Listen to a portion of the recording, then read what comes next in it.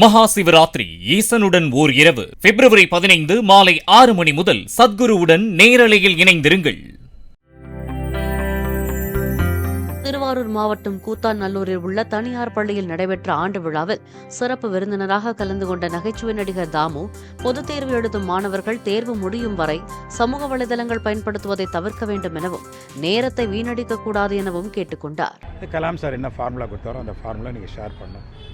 அந்த விரதம், வாட்ஸ்அப் விரதம், யூடியூப் விரதம், அப்புறம் செல்ஃபோன் விரதம், டிவி விரதம், அப்புறம் ஃபேஸ்புக் விரதம், இந்த விரதத்தெல்லாம் கொஞ்சம் கடைபிடிச்சு கொஞ்ச நாளைக்கு எக்ஸாம் முடிஞ்சதுக்கப்புறம் அவங்க என்ஜாய் பண்ணுங்கடா அப்படின்னு சொன்னோம்.